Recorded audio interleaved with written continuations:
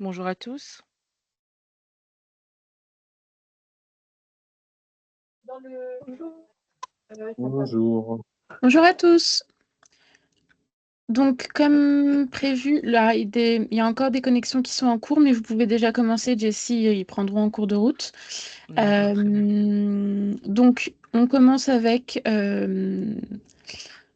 les échanges avec l'URSSAF. Notez bien toutes vos questions pour pouvoir les poser en fin de présentation. Jessie, je vous laisse la parole du coup. Très bien, donc bonjour à tous. Donc, je suis contente de pouvoir être en partenariat donc, avec donc, l'école de commerce pour pouvoir vous apporter les réponses à vos questions et puis surtout pour que vous puissiez avoir les bons gestes, comme on dit, pour pouvoir bien démarrer dans votre future vie d'entrepreneur, très certainement.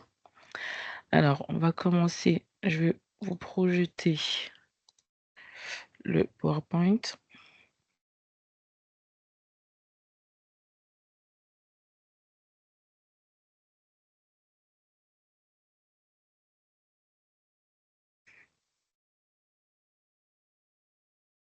Alors,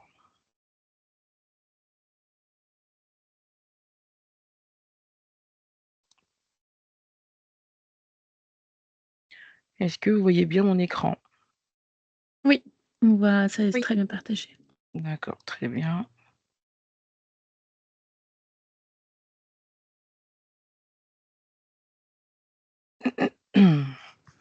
Donc, on va pouvoir démarrer donc, sur ce statut des auto-entrepreneurs. On va aborder les différents points, comme vous pouvez voir dans le sommaire. Donc, les missions de l'URSSAF que je vais vous présenter, les différentes formalités d'entreprise pour pouvoir effectuer une création d'entreprise, notamment, donc création, modification ou cessation. Le statut auto-entrepreneur, donc les principes de base de ce statut-là. L'ACRE, ce que c'est que l'ACRE. Déclarer et régler vos cotisations. Les cas de sortie du dispositif, vous verrez qu'il y a différentes façons de sortir du dispositif auto-entrepreneur, la protection sociale, nos services et comment nous contacter et s'informer. Donc, les missions de l'URSSAF. L'URSSAF, c'est l'organisme de recouvrement de la sécurité sociale.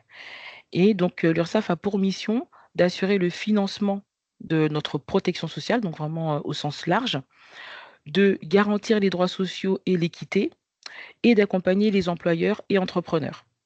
Donc ce sont vraiment les 3 missions principales de l'URSSAF. Alors c'est vrai que généralement quand on entend l'URSSAF, c'est pas ce à quoi on pense tout de suite, mais en tout cas ce sont les missions principales et vous verrez qu'au fil de l'eau, vous comprendrez exactement, à quoi est-ce que ça sert et à quoi servent les cotisations. Donc le financement assurer le financement se fait principalement par le recouvrement des cotisations que nous payons tous, hein. On cotise tous, à l'URSSAF, qu'on soit, indépendant ou salarié, mais on cotise voilà, de façon différente. Quelques chiffres. Alors, il y a donc sur ces chiffres, donc, on a encaissé 141 millions d'euros, donc presque 150 millions d'euros. Vous voyez quelques chiffres concernant également, on a accompagné 180 255 entrepreneurs. Et puis, vous avez également, pour que tout puisse se passer correctement, on a bien sûr effectué des contrôles, donc pour voir si les données que nous recevons sont vraiment fiables. Les comptes usagers, on gère presque 200 000 comptes, presque 2 millions, pardon, de 2 millions de comptes, et qui sont décomposés donc en indépendants, en employeurs et personnel de maison, par exemple, et d'autres comptes. Donc ça, c'était les chiffres 2023. L'URSSAF donc, représente environ 27 millions de salariés et donc on gère plus de également 12 millions de comptes. À quoi servent les cotisations? Vous avez ici donc la partie qui vous explique à quoi servent les cotisations et ce à quoi on cotise principalement. Dans les cotisations sociales donc qui sont prélevées, on cotise principalement à la maladie et à la retraite. Et ensuite, ça se décline donc aux différentes familles donc chômage, autonomie, travail, donc accident du travail, maladie professionnelle, la dette sociale, le transport, la formation professionnelle et ce qu'on appelle donc la branche autre, le logement, formation invalidité et voilà d'autres cotisations qui servent également. Donc il y a un site qui est vraiment qui qui est très parlant, enfin un site qui a été créé donc à force d'avoir les questions pour savoir exactement à quoi servent les cotisations. Justement, donc sur le site www.ursaf.org, à quoi servent les cotisations sociales, et vous allez pouvoir voir précisément le détail de où va les fameuses cotisations auxquelles nous cotisons.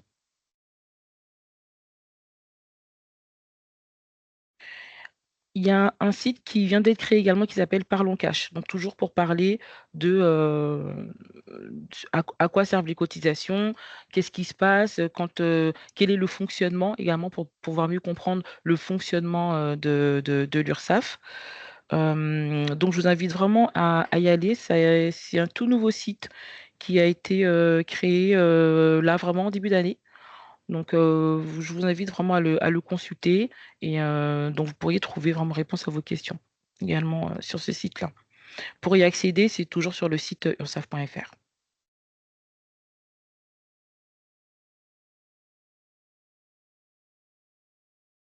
Alors, peut-être c'est ça. Alors, comment garantir les droits sociaux et l'équité entre tous les acteurs économiques? Donc, on va dans un premier temps sécuriser les informations. Donc, c'est prévenir les cas d'erreur ou d'anomalie avant ou pendant les périodes déclaratives. Donc, quand on dit sécuriser, prévenir, c'est comme on fait. Donc, ça peut passer par le contrôle. Enfin, le contrôle. Ça peut passer parce que vous avez la possibilité de demander des informations donc en amont avant de pouvoir commencer à faire des déclarations ou avant de pouvoir démarrer votre activité professionnelle. Donc sécuriser, c'est également, on le fait également par le biais de partenariats. Lorsque nous faisons des interventions auprès de, comme aujourd'hui, les écoles de commerce, auprès de la Chambre de l'industrie, la Chambre des métiers et autres partenaires.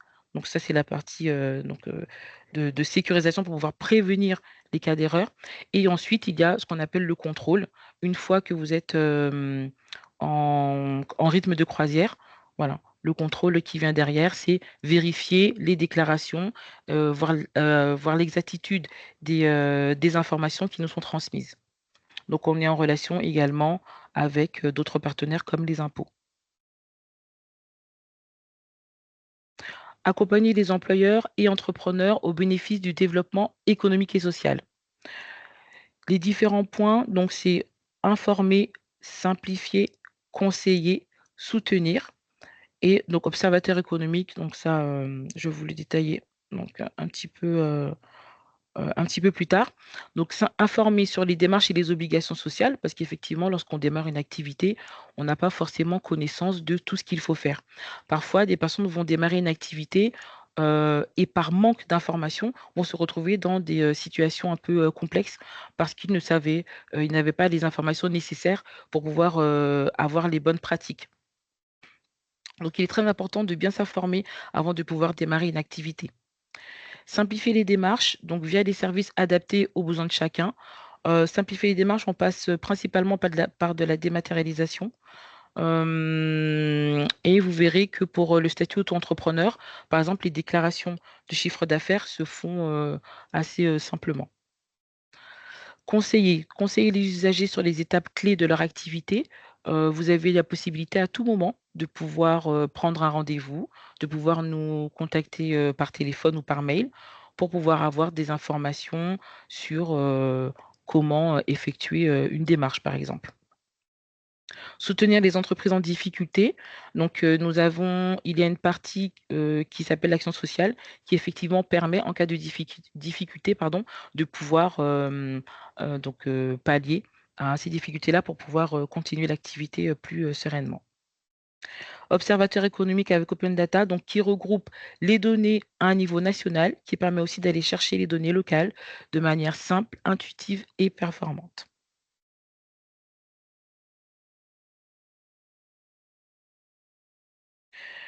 En ce qui concerne les formalités d'entreprise, depuis 2023, les formalités se font uniquement sur le guichet unique, donc le site de l'INPI. L'INPI est devenu le centre de formalité, donc a été choisi comme centre de formalité pour pouvoir effectuer tout ce qui est création, modification ou cessation, ou radiation, comme on dit, d'activités. Donc, il faut vraiment passer par ce site-là. Vous allez soit directement sur le site de l'INPI ou en passant par le site auto-entrepreneur qui va vous rediriger sur le site du guichet unique qui est l'INPI. Donc tous les créateurs et entrepreneurs, quelle que soit leur activité et la forme juridique de leur entreprise, doivent se déclarer en ligne au guichet unique. L'ensemble des entreprises seront enregistrées au RNE, donc le registre national des entreprises, lors de la création. Les conditions d'exercice de certaines activités sont soumises à des obligations supplémentaires, qualification professionnelle et assurance professionnelle. Donc effectivement, si il y a des activités pour lesquelles il ne suffit pas d'ouvrir une auto-entreprise, il faut avoir une qualification. Donc renseignez-vous, et pareil, renseignez-vous bien avant de pouvoir ouvrir votre activité, démarrer votre activité. Et pour certaines activités, je dirais même c'est quasiment pour la plupart, il est important de penser à une assurance professionnelle. Donc alors, il y en a qui sont, il y a certaines activités pour lesquelles l'assurance va être obligatoire, d'autres non. Mais en général, pensez toujours à une assurance professionnelle puisque généralement, ce sont des activités pour lesquelles vous êtes en relation avec, du public, donc avec des personnes et donc il est, quand même important de penser à ça. Donc vous avez le site service-du-6 public.fr qui vous permettra de pouvoir, voilà, avoir, des informations complémentaires par rapport à votre activité. Est-ce qu'il y a des questions pour le moment? Moi, j'ai une question, Jessie. Oui. Sur le site, vous parliez de l'INPI. Oui, C'est seulement pour les créations, du coup? Parce que sur cré le site de l'URSSAF, on peut aussi, URSSAF Auto-entrepreneur, on peut le faire aussi. oui, c'est ça. En fait, le site de l'INPI, soit vous allez directement sur inpi.fr et donc pour, faire la création. Donc il faut créer d'abord son espace en ligne et ensuite remplir le formulaire selon ce que vous souhaitez faire. Mais ça concerne les créations, les modifications ou les cessations D'accord, OK, ou les radiations. Donc ce sont les 3 formalités d'accord. Et on peut et aussi le faire la site, création sur le site de URSSAF Auto-entrepreneur. en fait, auto-entrepreneur, vous allez effectivement pouvoir accéder, mais ça va vous rediriger sur le site de D'accord, l'INPI. OK, Mais vous pouvez passer par le site auto-entrepreneur, oui. d'accord, très bien. Merci. On continue? Alors, les principes de base de ce statut. Lorsque vous démarrez une activité, vous allez, selon l'activité que vous allez, créer, il y aura un groupe professionnel qui va vous définir. Donc soit ce sera une activité de vente de marchandises, soit une activité de prestation de services. Dans la prestation de services, on va distinguer ensuite, BIC ou BNC, on parle là de régime fiscal. Donc pour une activité de vente de marchandises, il y a des seuils, selon le type d'activité, à ne pas dépasser pour pouvoir rester au statut, auto-entrepreneur, donc dans la micro-entreprise. Donc on a le seuil de 188 700 € pour une activité de vente de marchandises, denrées à emporter ou à consommer sur place ou de fourniture de logement. Et on a un seuil de 77 700 pour les prestations de services qui vont relever du BIC ou du BNC, donc bénéfices industriels et commerciaux ou bénéfices non commerciaux. Donc là, ce sont des informations qui sont pour vous, cruciales puisque lorsque vous allez démarrer votre activité, hem, lorsque vous serez ensuite en rythme de croisière, pour pouvoir vous permettre de rester dans sur ce statut-là, il ne faudra pas dépasser les seuils que vous voyez à l'écran. Si vous les dépassez, c'est que les affaires fonctionnent et tant mieux pour vous. Alors, en cas d'activité mixte, donc il faut bien faire attention, donc le chiffre d'affaires global ne doit pas dépasser 188 700, mais pour la partie en prestation de service, il faudra toujours pas dépasser les 77 700, pour une activité mixte. Donc je répète, donc là vous voyez bien les chiffres, 197 700 € pour une activité de vente de marchandises, 77 700 € pour les prestations de services en BIC ou en BNC. En activité mixte, le seuil global 188 700 et 77 700 pour les prestations de services. La franchise de TVA. La TVA, elle est récupérée par les impôts. Donc si jamais vous avez des questions concernant la TVA, ce sera vraiment auprès des impôts qu'il faudra vous renseigner. S'il y a, alors vous ne récupérez pas la TVA, pas de récupération et pas de facturation, pardon, et pas de récupération de la TVA jusqu'à 93 500 € pour la vente et 41 250 € pour la prestation de service. Et si jamais vous arrivez donc à ces seuils et que vous récupérez la TVA, elle sera à intégrer dans votre déclaration, mais c'est vraiment les impôts qui vont la récupérer. Donc pour toute question concernant la TVA, vous adressez aux impôts. Aucune déduction de charges ni amortissement de matériel. Le statut auto-entrepreneur ne vous permet pas de déduire des charges. C'est-à-dire, vous avez une activité qui génère beaucoup de dépenses en matériel, en frais de carburant et autres frais. Lorsque vous allez recevoir votre chiffre d'affaires, donc vous recevez, admettons, 10 000 € et que vous avez 5 000 € de frais, lorsque vous allez effectuer votre déclaration à l'URSSAF, vous devez déclarer 10 000 €, même si vous avez 5 000 € qui concernent vos frais professionnels. Donc, il n'y a aucune déduction qui n'est autorisée pour le statut auto-entrepreneur.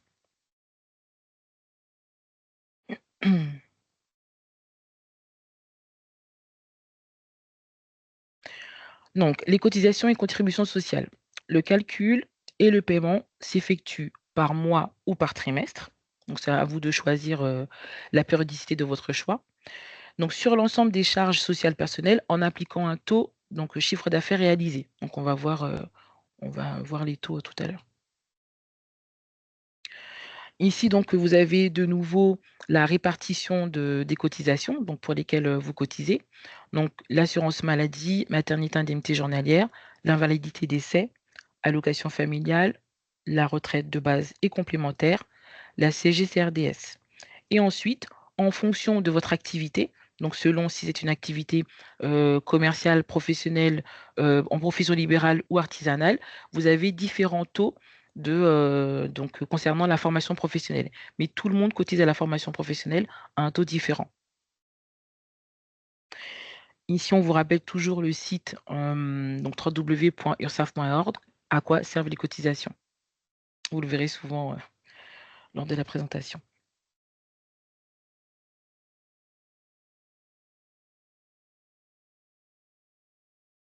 Donc, vous voyez bien qu'il n'y a pas de cotisation pour le chômage. Donc, pour le chômage, les indépendants ne cotisent pas au chômage. Pour le chômage, il faut, si vous le souhaitez, adhérer à une assurance privée.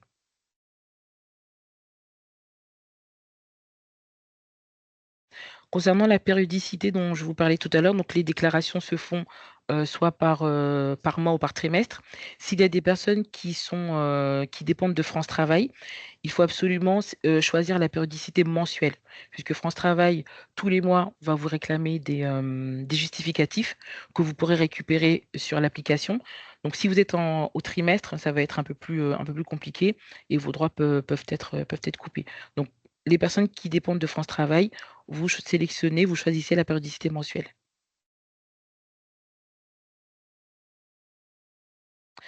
L'option pour le versement libératoire de l'impôt sur le revenu. Donc, qu'est-ce que c'est? Le versement libératoire, c'est la possibilité de cotiser au fil de l'eau, donc à un taux qu'on verra tout à l'heure en détail, de cotiser donc aux impôts, donc de payer vos impôts au fil de l'eau. C'est un peu le même principe que le prélèvement à la source pour un salarié. Et donc ça peut se faire sur l'auto-entreprise à l'URSSAF, donc dans votre déclaration. Et ce qui sera récupéré va être reversé à l'administration fiscale. Avant de sélectionner cette option de versement libératoire, il est fortement conseillé d'effectuer une simulation sur le site impôts.gouv.fr, puisque à ce jour, si vous optez pour l'option et que vous êtes non imposable, par exemple, ce qui aura été cotisé et reversé aux impôts, pour le moment, il n'y a pas de remboursement de prévu. Donc, vous faites votre simulation sur le site des impôts, d'abord, pour voir si c'est une option qui est intéressante pour vous. Et ensuite, lors de votre création, vous pourrez demander l'option. Une fois que l'option est mise en place, elle est valable pour l'année. Et si vous souhaitez la retirer ensuite, il faudra en faire la demande en fin d'année pour qu'elle soit retirée l'année suivante. Donc il y a des conditions il faut avoir un revenu de référence, un revenu fiscal de référence qui n'excède pas 28 797 € par part de quotient familial. Donc ça, c'était pour 2023. Le montant, alors c'était pour 2023, je ne sais pas s'il a été modifié pour 2024. À voir également sur le site des impôts.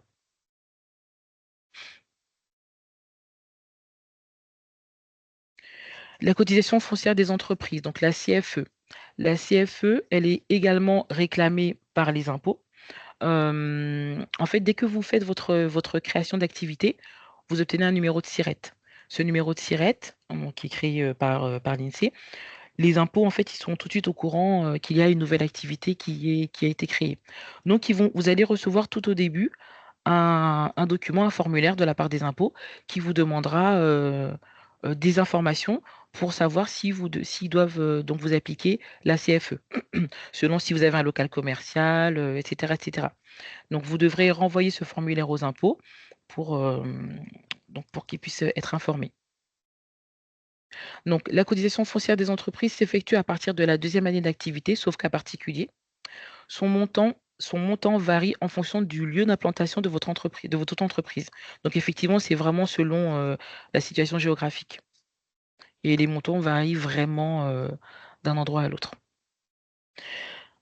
Donc, exonération de la CFE minimum en cas de chiffre d'affaires, donc pour 2023, avant la dernière année, inférieur à 5 000 euros.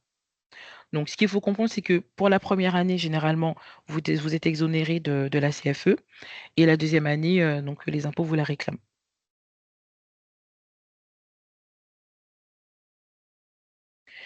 Donc, si vous déclarez un chiffre d'affaires annuel supérieur à 10 000 euros, 2 années civiles consécutives, vous devrez ouvrir un compte bancaire dédié à votre activité d'auto-entrepreneur. Alors, on vous conseille fortement, pas forcément d'attendre les 2 années civiles, mais dès lors que vous créez votre activité, on vous conseille d'ouvrir un compte dédié à cette activité. Alors, pas forcément un compte professionnel. Après, ça, c'est votre choix. Vous avez la possibilité d'ouvrir un second compte professionnel ou pas. Mais il faut surtout bien séparer le compte lié à votre activité et le compte qui sera lié à votre vie personnelle. Donc, pas forcément un compte professionnel, j'insiste là-dessus. Il n'y a pas d'obligation à ouvrir un compte professionnel, mais on vous conseille d'ouvrir un autre compte qui sera dédié à votre activité d'indépendant.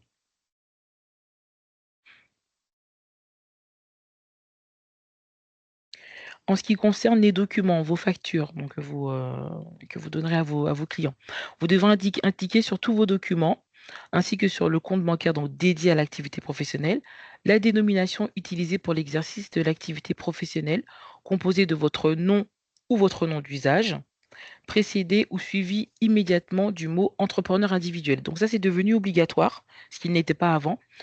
Donc l'auto-entreprise, comme le dit son nom, auto-entreprise, généralement, c'est votre nom et votre prénom qui apparaît. Maintenant, vous avez quand même la possibilité de choisir un nom dit commercial que vous indiquerez sur vos factures. Cependant, il faut bien indiquer la mention entrepreneur individuel ou EI. EI, donc pour entrepreneur individuel.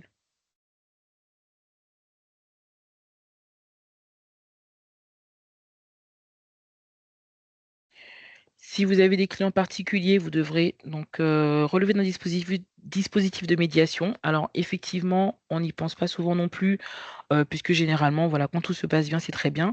En revanche, il ne faut pas oublier que on est donc, enfin, vous serez amené à être en relation avec des personnes, donc à avoir comment dirais-je, pas des contrats, mais vous serez amené à avoir enfin, à faire des prestations, pardon. Et si jamais ça ne se passe pas comme souhaité, il est important de penser à choisir un médiateur au préalable. Donc le choix du médiateur se fait sur le site du gouvernement. Vous allez donc vous taper médiateur ou .gouv.fr sur le site du gouvernement pour pouvoir choisir un médiateur. Donc pensez-y, puisque ça peut toujours servir en cas de litige. Est-ce qu'il y a des questions avant qu'on passe à l'acre?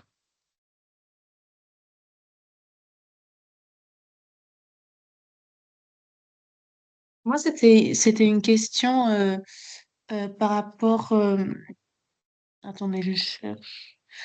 Par rapport à l'accompagnement des employeurs et entrepreneurs, Oui.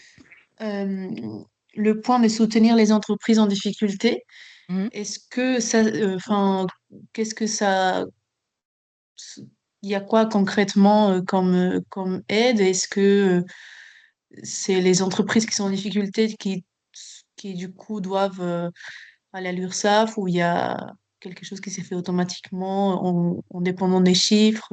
Enfin, comment ça marche? D'accord. Alors on y arrivera également en fin de présentation, mais en fait, l'aide aux entrepreneurs, en difficulté, aux entreprises en difficulté, c'est sur demande.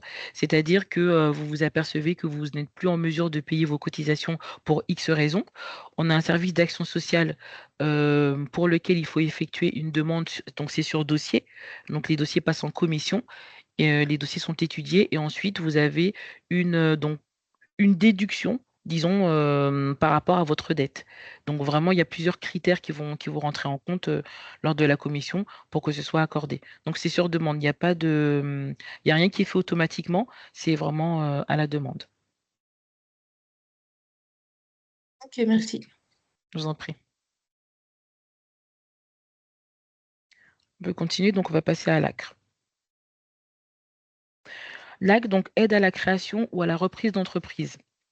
C'est un dispositif d'exonération des cotisations sociales qui permet de bénéficier sous certaines conditions d'un taux de cotisation minoré. Donc on va y venir également à voir les taux pour savoir à combien est-ce que vous cotisez avec l'ACRE et à combien est-ce que vous cotisez lorsque vous passez à taux plein. Donc taux minoré jusqu'à la fin du troisième trimestre civil qui suit celui de votre début d'activité. Donc vous démarrez, en janvier, donc bah, là vous avez un exemple concret. Pour une création le 3 juin 2025, l'exonération sera appliquée jusqu'au 31 mars 2026. Parce que là on est sur on parle bien en termes de trimestre. Donc c'est pas un an, c'est pas vraiment un an complet, donc c'est vraiment jusqu'à la fin du troisième trimestre civil qui suit celui de votre début d'activité. Comment bénéficier de l'ACRE? Pour pouvoir ce faire, il faut vous rendre sur le site autoentrepreneur.urssaf.fr. Lorsque vous arrivez sur le site, alors il faut le faire au début, dès que vous faites votre création d'activité. Vous allez effectuer votre première étape sur l'INPI. Une fois que vous avez terminé, rempli le formulaire sur l'INPI, vous faites la demande d'ACRE. Donc, c'est-à-dire que à ce stade-là, vous n'avez encore absolument rien qui n'est créé. Vous n'avez pas reçu de numéro de SIRET, vous n'avez rien. Mais il faut faire toutes les demandes en même temps. Donc, la création à l'INPI, puis sur le site autoentrepreneur.urssaf.fr, vous arrivez sur le site, vous tapez en mots-clés ACRE et vous allez pouvoir télécharger le formulaire, le remplir directement en ligne, et c'est remplissable en ligne, vous l'enregistrez et ensuite, toujours sur le site Auto-entrepreneur, vous avez la possibilité de l'envoyer directement avec vos pièces justificatives. Donc, on va recevoir les éléments en attendant que votre numéro de SIRET soit créé. Généralement, c'est sous quinzaine que le numéro de SIRET est créé, vous le recevez par voie postale. Entre-temps, on effectuera ensuite la création du compte à l'URSSAF. Une fois que votre compte à l'URSSAF aura été créé, vous allez recevoir un courrier également pour vous dire que votre affiliation est faite. Et là, on va pouvoir appliquer l'ACRE, puisque vous aurez fait la demande, effectué la demande dans les temps. Donc, l'ACRE donne lieu à un refus dans différents cas, notamment si vous en avez déjà bénéficié dans les 3 dernières années, ou si vous êtes en situation d'une reprise d'une activité qui était complètement identique à la précédente et que ça fait moins d'un an, que vous effectuez la réouverture.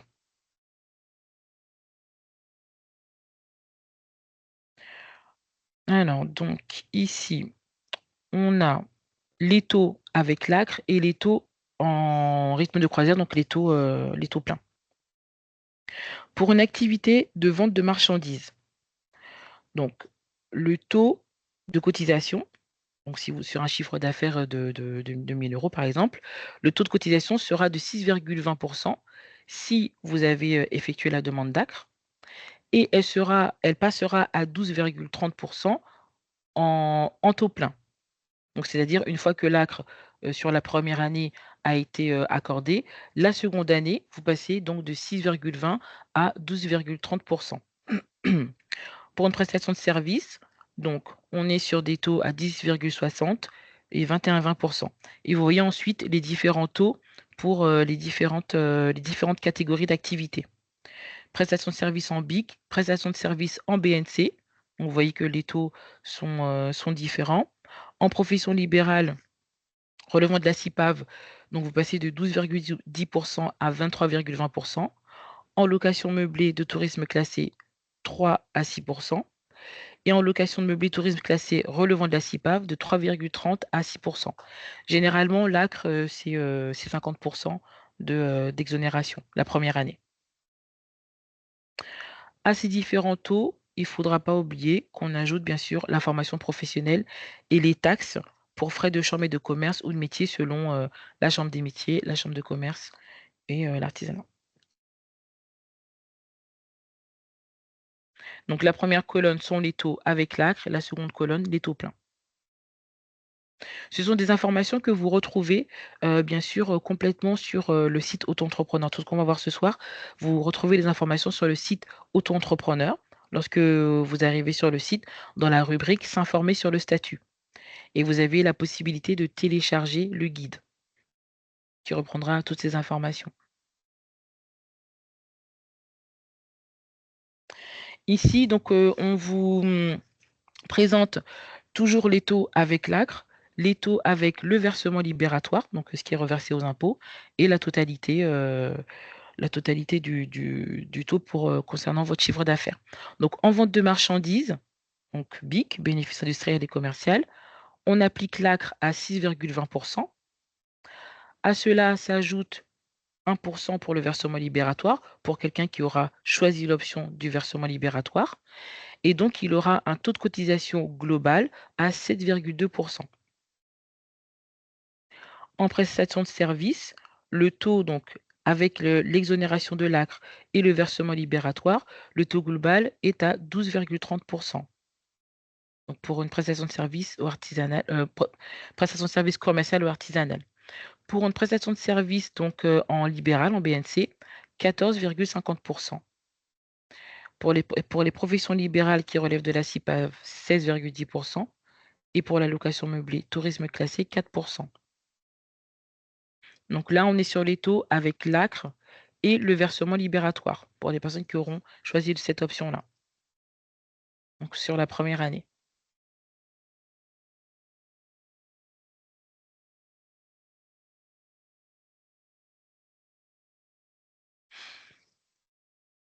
Donc, vous avez la possibilité d'accéder à différents podcasts donc sur les réseaux. Donc, on est présent un petit peu voilà, sur différents types de réseaux qu'on verra également en fin de présentation. Et donc, vous pouvez vous connecter sur le site ursaf.fr pour pouvoir accès à toutes ces informations. Donc, pour suivre les podcasts et autres. Est-ce que vous avez des questions concernant l'ACRE?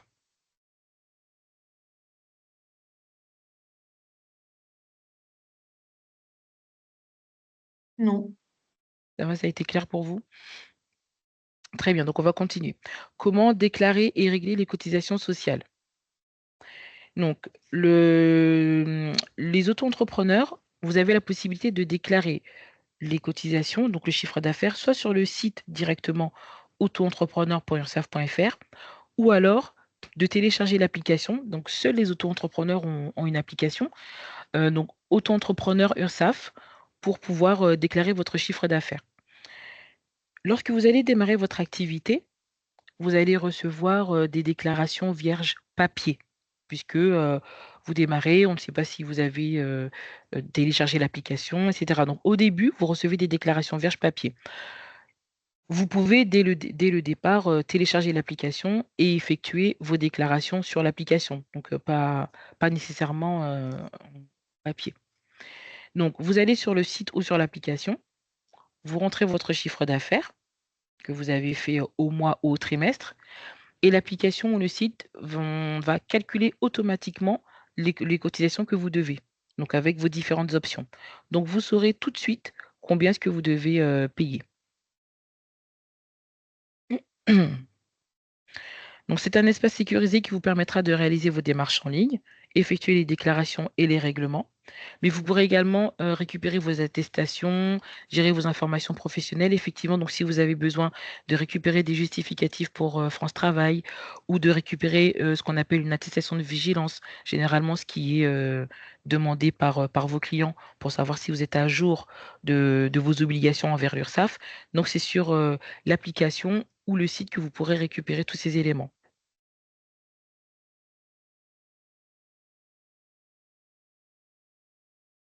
Les modalités de déclaration en ligne. Donc, comme je vous disais, donc les déclarations et les paiements doivent être effectués obligatoirement en ligne mensuellement ou sur option trimestrielle. Ce qu'il faut retenir, non, ça peut paraître simple, mais vraiment, les obligations à l'URSSAF, c'est déclarer et payer. Donc, je répète, déclarer et payer. Pourquoi j'insiste? Lorsque vous ne faites pas de chiffre d'affaires, très souvent, on entend, bah, comme j'ai pas eu de chiffre d'affaires ce mois-ci ou ce trimestre, bah, j'ai rien déclaré. Sauf que en fait, déclarer, c'est une obligation.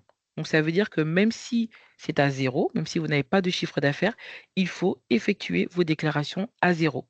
La déclaration est faite, il n'y a pas de chiffre d'affaires certes, mais vous avez déclaré. C'est comme pour les impôts. Les impôts, même si on n'a pas de revenus, on est obligé de déclarer que nous n'avons pas de revenus. Puisque pas de déclaration ne veut pas dire pas de revenus. C'est peut-être que vous avez oublié ou voilà, on ne sait pas. Donc pour qu'il n'y ait pas de quiproquo, les déclarations sont tout aussi obligatoires que les paiements. Donc, pensez bien à effectuer vos déclarations dans la période déclarative. Sur le site ou l'application, vous avez la possibilité de créer des alertes pour pouvoir déclarer à temps. Lorsque la période déclarative est ouverte, généralement, c'est un mois, une période déclarative d'un mois. Vous déclarez dans les temps, vous payez dans les temps. Et comme ça, voilà, vous êtes toujours à jour de vos obligations envers l'URSSAF. Lorsque vous démarrez, on va vous laisser 90 jours pour pouvoir effectuer vos premières déclarations. C'est-à-dire qu'on ne va pas attendre, vous démarrez au mois de janvier, on ne va pas, dès le mois de février, exiger que vous effectuiez votre déclaration de chiffre d'affaires, puisqu'on va vous laisser le temps de démarrer votre activité. Donc, on va attendre vos déclarations dans 90 jours. Alors, dans 90 jours, vous ferez toutes vos déclarations en même temps. Cependant, ce seront bien des déclarations par période. Donc, janvier, vous démarrez au mois de janvier, on attend vos déclarations au mois d'avril, avril-mai, au mois d'avril, admettons. Vous déclarez janvier, février, mars au même moment, donc c'est-à-dire au mois d'avril. Cependant, vous faites bien des déclarations par période. Une déclaration pour janvier, une pour février, une pour mars, mais que vous ferez au même moment au mois d'avril. Vous ne faites pas, vous n'indiquez pas un même chiffre d'affaires sur une seule déclaration pour 3 mois, surtout si vous êtes en mensuel, par exemple. Voilà, donc il faut que ce soit clair. Ce sont bien des déclarations pour chaque période lorsque vous démarrez. Si vous percevez des allocations France Travail, voilà, bon, comme je vous disais, optez pour la déclaration et le paiement mensuel.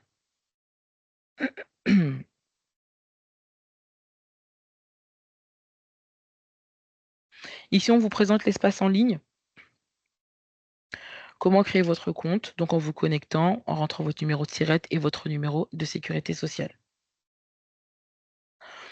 Pour les personnes qui ont un numéro de sécurité sociale provisoire, la création de l'espace en ligne ne sera pas possible. Pour le moment, n'est pas possible. Donc, vous devrez effectuer vos déclarations uniquement par papier. Donc, les déclarations qu'on vous enverra par papier. Et donc, il sera possible de créer son espace en ligne une fois le numéro définitif, le numéro de sécurité sociale définitif attribué. Ici, vous avez la présentation de l'application, donc avec les différentes pages.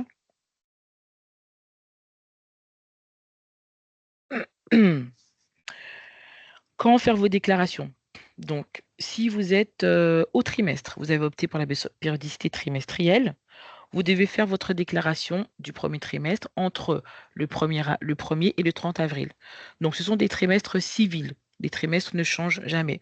Janvier, février, mars, quel que soit le moment où vous commencez, quelle que soit la date de votre début d'activité, un trimestre civil ne sera pas modifié. C'est toujours janvier, février, mars, avril, mai, juin. Voilà, ça ne bouge pas. Donc, vous avez démarré en janvier. Donc, c'est toujours pour un trimestriel, la déclaration se fait le mois qui suit le trimestre. Janvier, février, mars, vous déclarez en avril. Pour les personnes qui sont mensuelles, donc c'est le mois qui suit le mois d'activité. Donc, vous devez faire votre déclaration du mois de mars. Donc là, c'est toujours en avril, donc le mois qui suit le mois d'activité. Donc, vous voyez, la période déclarative, elle est vraiment sur un mois, hein, du 1er au 30 avril. Donc, vous avez un mois pour pouvoir effectuer votre déclaration de chiffre d'affaires. Vous créez vos alertes pour ne pas oublier.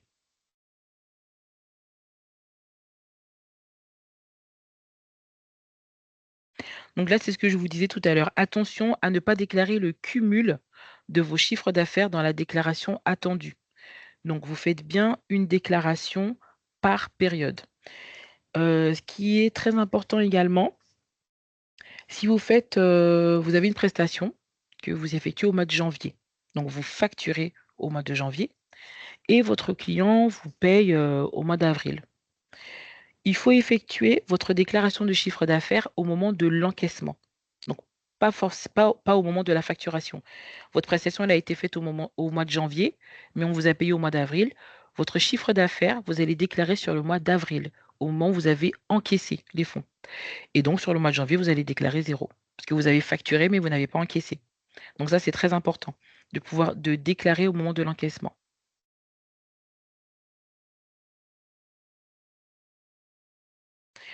Voilà comment se présente le site, donc avec les différentes rubriques. Donc, il faut bien déclarer votre chiffre d'affaires dans la rubrique qui vous concerne, qui concerne votre activité.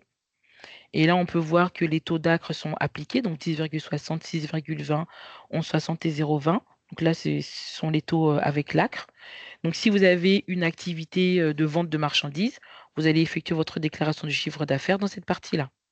Et l'outil va automatiquement calculer vos cotisations sociales. Vous avez un guide pratique également sur le site Auto-entrepreneur pour pouvoir effectuer vos déclarations si vous avez un doute avant de démarrer.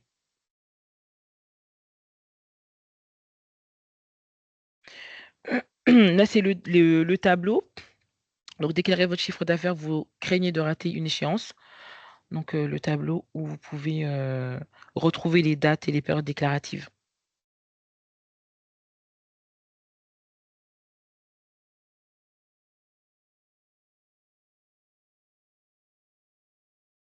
Ce qui est à retenir, donc vous devez déclarer votre chiffre d'affaires brut, aucune déduction possible. C'est ce qu'on disait tout à l'heure, pas de déduction de charge. Encaissé, donc bien au moment de l'encaissement, durant le trimestre ou le mois considéré. Le mois doit être arrondi à l'euro près. Donc voilà, donc 5, à partir de 5 et plus, c'est à l'euro au-dessus et sinon à l'euro en dessous. La déclaration de votre chiffre d'affaires est obligatoire, même si celui-ci est nul. Vous devez alors indiquer 0 dans la colonne chiffre d'affaires. Donc, toute déclaration est obligatoire. En l'absence de déclaration, l'attestation de vigilance ne pourra pas être délivrée. Donc, je vous le rappelle, l'attestation de vigilance, c'est une attestation qui certifie que vous êtes en règle, donc vous êtes à jour de vos déclarations et paiements, donc de vos droits envers l'URSSAF. Elle est très généralement réclamée par les clients, puisque avant de faire appel à vous, de vous engager voilà, pour une prestation, ils doivent s'assurer que vous êtes à jour. Puisque en cas de contrôle, si vous ne l'êtes pas, donc ils vous engagent, ils font une prestation, mais vous avez une dette à l'URSSAF, ils vous emploient, ils vous ont pas demandé l'attestation de vigilance, ils n'ont pas fait attention à savoir si vous étiez à jour ou pas. En cas de contrôle, vous êtes pénalisé, mais ils le sont également. Donc voilà pourquoi les clients, très souvent avant une prestation, vous réclament l'attestation de vigilance qui est délivrée donc par nos services.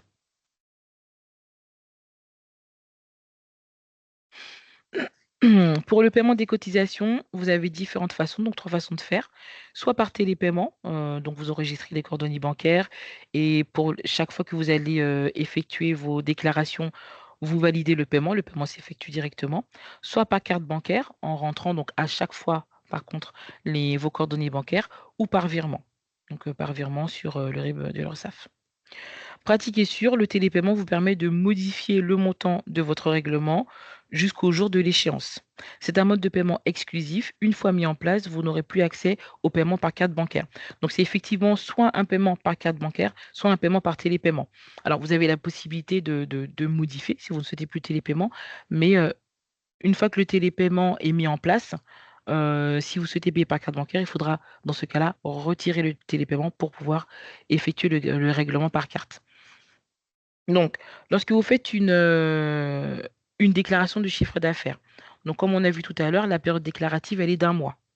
Donc, pendant tout ce laps de temps, jusqu'à la date d'exigibilité, donc le dernier jour, vous avez la possibilité de modifier votre déclaration, soit le chiffre d'affaires, soit le paiement.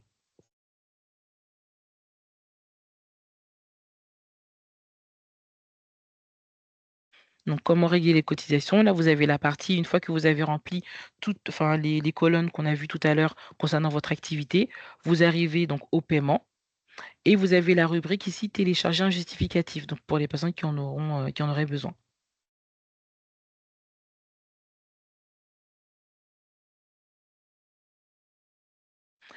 Est-ce qu'il y a des questions par rapport aux déclarations et au paiement sur le site, ou sur l'application?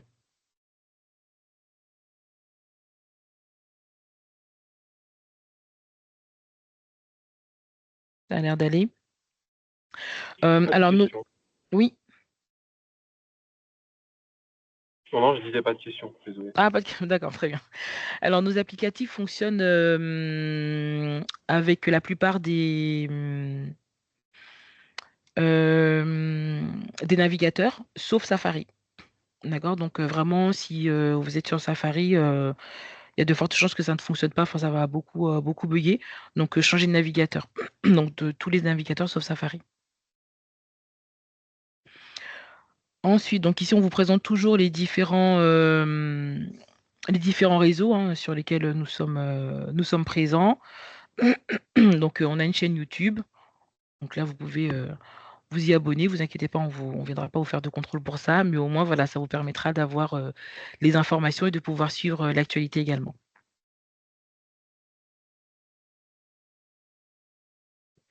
Les cas de sortie du dispositif. Donc, comme on a vu tout à l'heure, il y a des seuils à ne pas dépasser pour pouvoir rester dans le dispositif d'auto-entrepreneur. Et donc, il y a également les cas de sortie. Donc, soit c'est une bascule volontaire dans le régime réel d'imposition, donc c'est-à-dire que c'est à la demande, c'est vous qui demandez à sortir du dispositif d'auto-entrepreneur pour passer en travailleur indépendant classique. Soit vous avez dépassé le seuil pendant 2 années consécutives. Donc les seuils de chiffre d'affaires selon la catégorie de votre activité. La première année, vous dépassez le seuil. La seconde année, vous dépassez également le seuil. On vous adresse un courrier, à peu près 1 mois avant, pour vous informer que vous avez dépassé le seuil durant ces 2 dernières années et qu'on va vous basculer sur le régime réel d'imposition, donc travailleur indépendant. Si, l'autre cas de sortie du dispositif, c'est si vous avez un chiffre d'affaires qui est à 0 pendant 24 mois. Donc vous avez créé une auto-entreprise, sauf que celle-ci ça ne démarre pas, l'activité n'a pas démarré pour X raisons que ce soit parce que vous pouvez être, occupé sur autre chose et voilà, enfin vraiment de diverses raisons. Donc vous continuez d'effectuer vos déclarations de chiffre d'affaires pour être à jour de vos obligations envers l'URSSAF. Donc ça veut dire qu'à chaque fois, vous effectuez des déclarations à zéro, à néant, ce pendant 24 mois.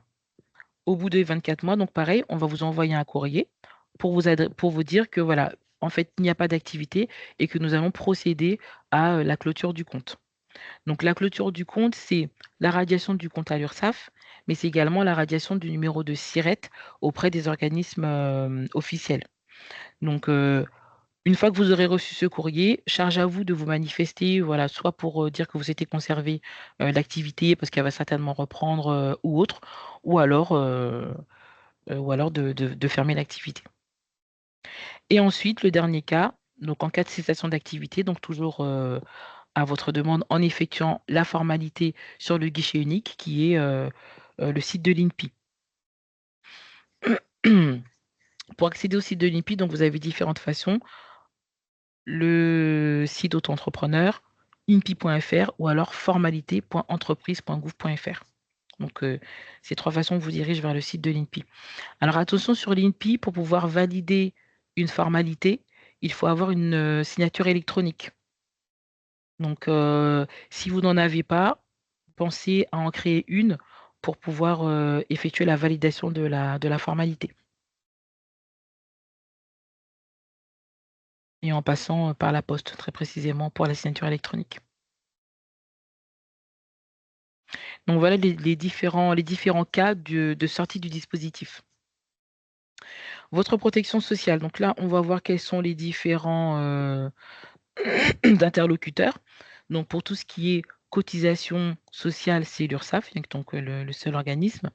Donc URSSAF que vous pouvez accéder, donc ursaf.fr, ça c'est pour les travailleurs indépendants classiques, ou auto-entrepreneur.ursaf.fr, donc pour pouvoir accéder aux informations.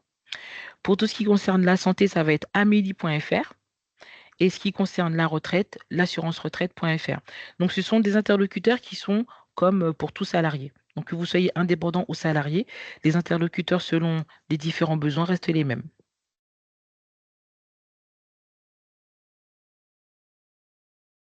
Ensuite, ici, ce qui va changer, ça va être la partie donc pour les professions libérales relevant de la CIPAV, donc pour la retraite, la CIPAV.fr ou la CNAVPL.fr ou la CNBF.fr. Donc là, c'est plutôt pour les avocats.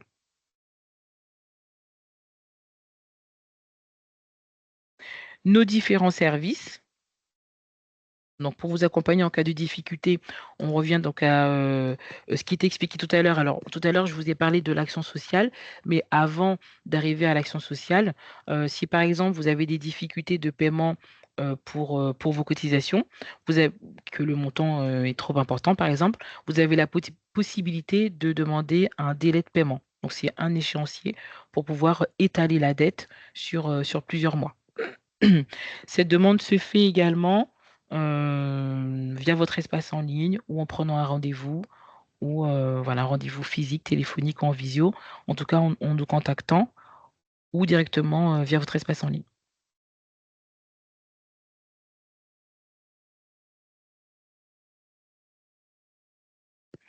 L'action sociale, c'est ce que je vous ai indiqué donc tout à l'heure, là on peut le voir un petit peu plus en détail. Donc c'est la possibilité de demander une aide, soit pour payer votre dette, soit pour pouvoir, pour que vous puissiez grandir votre activité, acheter du matériel ou autre. Donc il y a différentes parties de l'action sociale. On vous expliquera, par exemple en rendez-vous, on vous donnera les dossiers à remplir et les justificatifs également qu'il faudra apporter. Il faut bien que votre dossier soit complet pour que ça puisse passer en commission. Donc, votre protection sociale vous permet, sous certaines conditions, de bénéficier d'une action sanitaire et sociale avec des aides mises en place par l'assurance maladie ou l'assurance retraite. L'assurance maladie peut vous permettre d'avoir accès à des aides en ce qui concerne l'accès aux soins, la perte de salaire, la facilitation du maintien à l'emploi.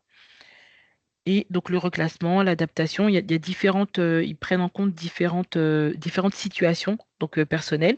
Donc ça, c'est l'action sociale concernant l'assurance maladie. Et il y a également le service d'action sociale pour l'assurance retraite. Donc peut vous accompagner au moment du départ à la retraite si vous êtes retraité et en situation de rupture. Donc là, c'est l'action sociale qui est présentée pour l'assurance maladie et la retraite. Et donc pour l'URSSAF, c'est ce que je vous expliquais tout à l'heure, les 2 aides financières pour pallier à la conjoncture économique, aux aléas de vie privée ou au départ à la retraite également.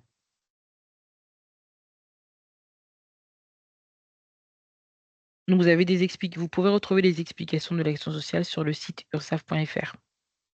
Et c'est uniquement pour les travailleurs indépendants.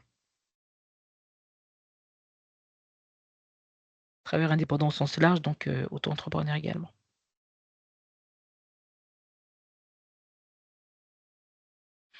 Vous guidez dans vos démarches.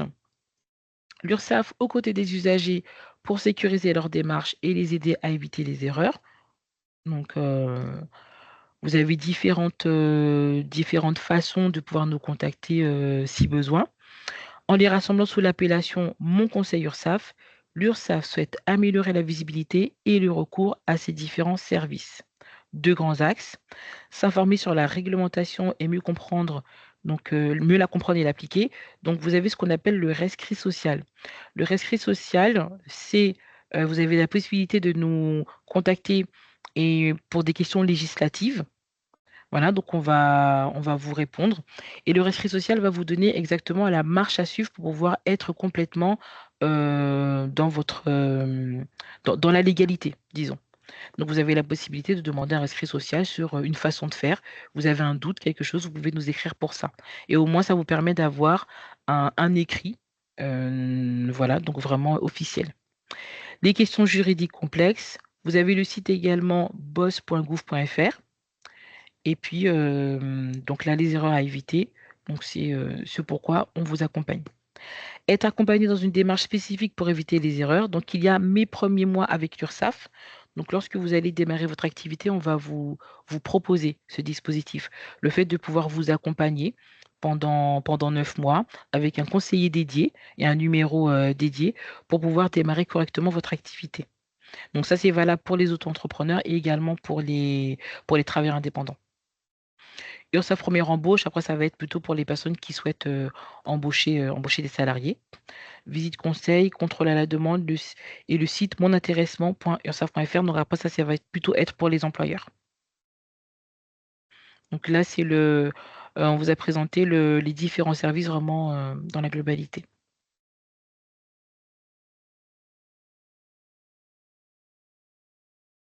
Donc mes premiers mois avec l'URSSAF, c'est une aide d'information mensuelle personnalisée que vous allez recevoir et des notifications. Aux différentes étapes de votre parcours afin de prévenir toute difficulté dans la réalisation de vos démarches. Vous allez pouvoir assister à des webinaires donc sur des thématiques différentes et vous aurez aussi une offre de rendez-vous avec un conseiller dédié. Donc c'est vraiment un accompagnement qui est fait voilà, pour bien démarrer, d'une durée de 9 mois pour les auto-entrepreneurs et de 15 mois pour les travailleurs indépendants. Donc, si vous le souhaitez, vous pouvez avoir vraiment plus d'informations sur mes premiers mois en allant directement sur le site ursaf.fr.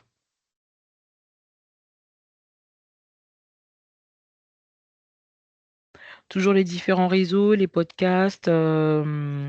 Donc, je vous invite vraiment à les consulter, donc les différentes vidéos, les différents tutos. Puisque vraiment, ça peut apporter des réponses à vos questions que vous n'avez peut-être pas encore eues ou que vous ne trouvez peut-être pas dans le guide. Voilà, voir différentes situations. Donc, vraiment, n'hésitez pas du tout à consulter toutes ces possibilités sur les réseaux. La chaîne YouTube pour des conseils pratiques et un accompagnement. Pensez bien à vous abonner. Alors, ici, donc, il y a des webzines, des entrepreneurs donc franciliens, avec des articles, des conseils, des agendas, pareil, sur différentes thématiques. Donc, vraiment à consulter sur le site yourstart-idf.fr que vous avez là pour avoir toutes les informations.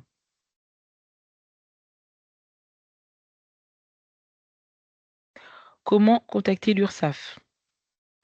Donc, on a différents centres d'accueil. Donc, on en a au moins un par département, voire deux. Donc, deux dans le 93 et deux dans le 77. Donc, vous pouvez vous rendre dans le centre d'accueil de votre choix, tant que ça reste l'Île-de-France, puisqu'on a accès aux mêmes informations. Et puis, pour nous contacter, donc pour vous, en tant qu'auto-entrepreneur, ce sera le 36 98 pour le numéro de téléphone. Et vous pouvez prendre rendez-vous soit depuis le site ursaf.fr ou le site autoentrepreneur.ursaf.fr ou contact.ursaf.fr. Donc, il y a différents types de rendez-vous. Ça peut être des rendez-vous physiques, des rendez-vous en visioconférence ou des rendez-vous téléphoniques. Donc, ce sera à votre convenance et selon vos disponibilités.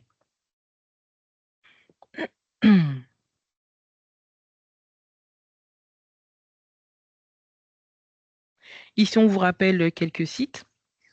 Donc, sur nos services d'accompagnement de des créateurs, www.ursaf.fr mes premiers mois.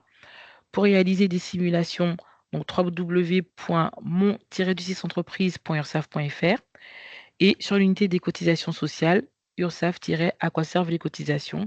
Et vous avez le fameux Parlons Cash que je vous ai présenté tout au début.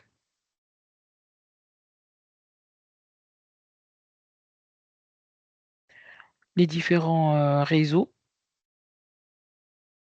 que vous pourrez consulter également.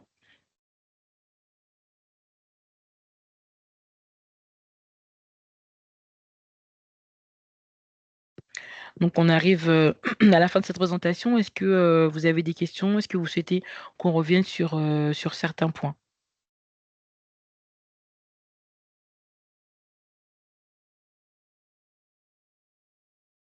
Moi, j'ai une petite question sur les déclarations et potentiellement les différentes déclarations à zéro Mmh. sur lesquelles on peut en avoir pendant 24 mois, si je ne sais pas de bêtises, si j'ai bien Oui, entendu. c'est ça. Mmh. Du coup, est-ce que ça engendre des frais derrière, ces déclarations à 4 mois? Parce que comme vous l'avez expliqué, l'activité peut être peut-être des fois du temps à démarrer ou voilà, on peut être occupé par autre chose. Est-ce que ça engage des frais? Est-ce qu'il y a des conséquences sur ces déclarations à zéro qui peuvent se faire pendant 24 mois? Pas du tout. En fait, vous faites vos déclarations à zéro, ça vous permet d'être à jour. La seule chose qui peut générer des frais à l'URSSAF pour un auto-entrepreneur, c'est le fait d'être, en retard d'une déclaration ou en retard d'un paiement. C'est-à-dire que, il va y avoir des pénalités de retard s'il y a un défaut de déclaration. Donc ça veut dire que la date d'exigibilité, la date butoir déclarative n'a pas été respectée ou s'il y a un défaut de paiement, donc un paiement qui se fait en retard, il va y avoir des majorations de retard de paiement. Donc, ce sont les seuls frais qui sont générés, enfin les frais qui sont générés pour ces situations-là, et pour lesquels quand même, vous avez la possibilité, une fois que la dette aura été régularisée, de demander l'annulation de ces frais. Mais le fait d'effectuer des déclarations à néant pendant plusieurs mois ne va pas générer de frais. Nous, on attend vraiment tout simplement à ce que vous soyez à jour. Ok, je comprends bien. Donc, tant que les déclarations sont faites en temps et en heure, si elles sont à zéro, enfin voilà, il y a pas de souci, hein, C'est ça. tant qu'on est dans les clous. Ok. Voilà, c'est ça. Après, le souci, entre guillemets, comme vous dites, c'est si elles sont faites effectivement pendant 24 mois. Là, il y aura donc la fermeture du compte, mais vous en serez avisé avant. Ouais, ok. Mm. Bon, l'idée, c'est pas d'arriver aux 24 mois, mais bon, c'était Oui. surtout pour savoir éventuellement s'il y avait des conséquences, si on devait en arriver là, quoi. Mm. Très bien. Bah, merci pour la réponse. Je vous en prie. Est-ce qu'il y a d'autres questions? Pardon, je rebondis, excusez-moi, Jessie. Au bout de 24 mois d'actualisation à zéro, le statut se coupe automatiquement? C'est ça. C'est ça. Nous, on D'accord. va C'est effectivement nouveau? fermer le compte. Non, ça a toujours été. D'accord. Oui, ça a toujours été. Après, la différence avec avant, c'est que lorsqu'on clôturait le compte auparavant, c'était clôturé uniquement à l'URSSAF. Ça veut dire que le numéro de SIRET, lui, restait actif. Donc, l'auto-entrepreneur pouvait, entre guillemets, continuer de travailler. Il fallait quand même qu'il réouvre auprès de nos services. Tandis que maintenant, une fois qu'on va clôturer le compte, ce sera vraiment clôturé partout. C'est-à-dire que même à l'INSEE, enfin sur le site officiel, le SIRET sera vraiment fermé. Donc, pour une réouverture, il faudra refaire la formalité. Et du coup, l'entrepreneur, il reçoit un courrier ou un document qui le Absolument. précise? Oui, il reçoit un D'accord. courrier par nos services pour l'informer qu'on va fermer le compte. Donc, on attend un retour de sa part, à savoir est-ce qu'on ferme le compte ou est-ce qu'il se manifeste et qu'il souhaite garder l'activité. D'accord, merci beaucoup, Jessie. Je ne savais pas. Je n'étais pas Je au vous en courant. prie. Après, il y a toujours, enfin, ça arrive, hein, il y a comme on dit, des comptes qui passent entre les gouttes, hein, mais sinon, là, comment dirais-je, c'est ça. C'est-à-dire qu'on doit fermer le compte. On ferme le compte une fois que les 24 mois sont passés, sont atteints.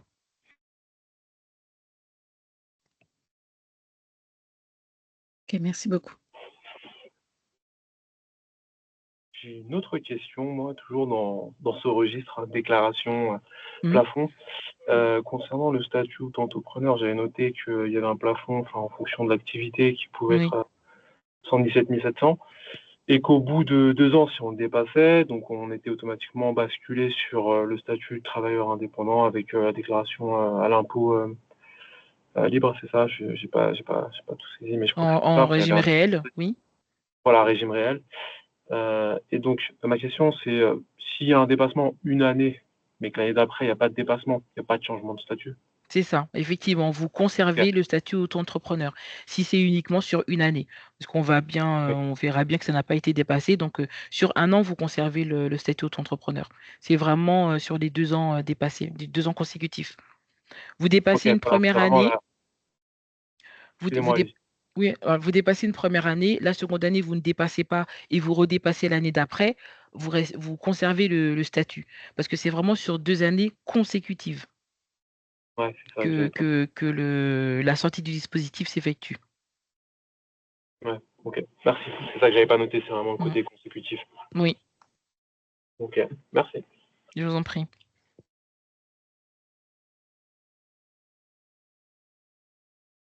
Est-ce qu'il y a d'autres personnes qui veulent intervenir?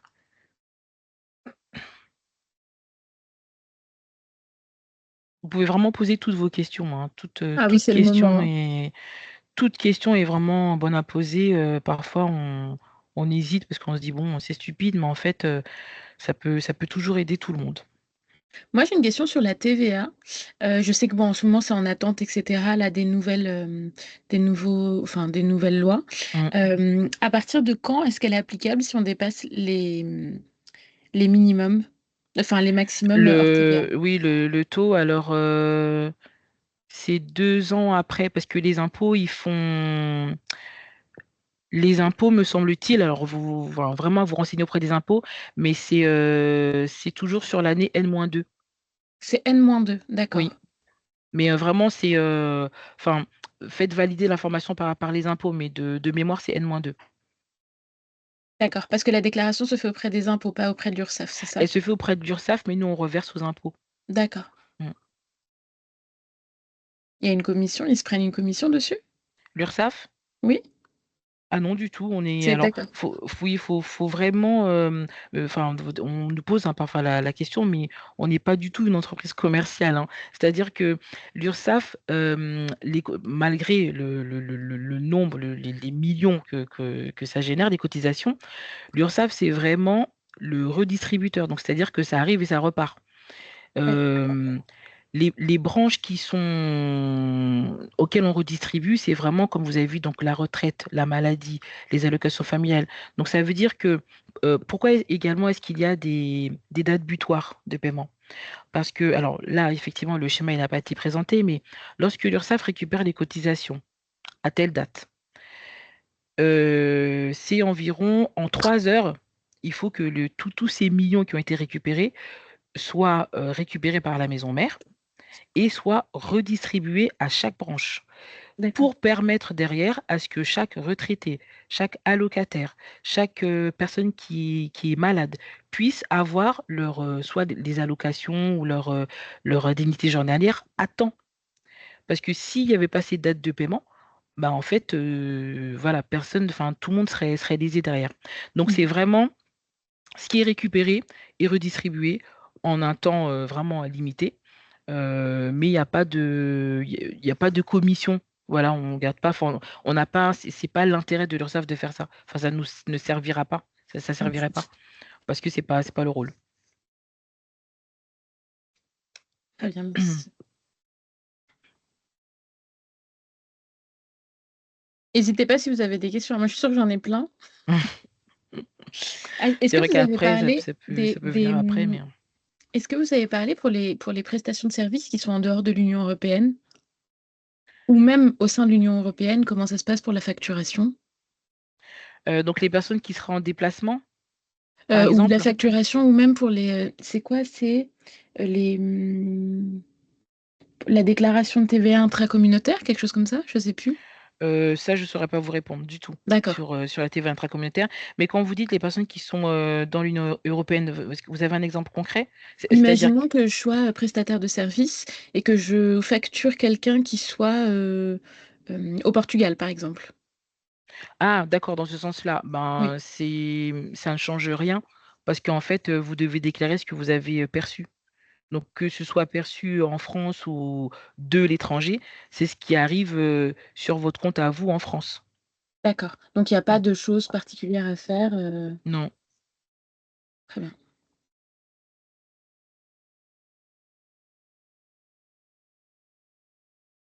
Pas d'autres questions? C'est le moment, hein. Après, vous n'allez plus avoir la possibilité de... Après, si vous avez des questions, bon, on reste quand même joignable puisque vous avez la possibilité de prendre rendez-vous ou de téléphoner. Mais c'est vrai que là, voilà, c'est le moment si vous souhaitez avoir des informations complémentaires.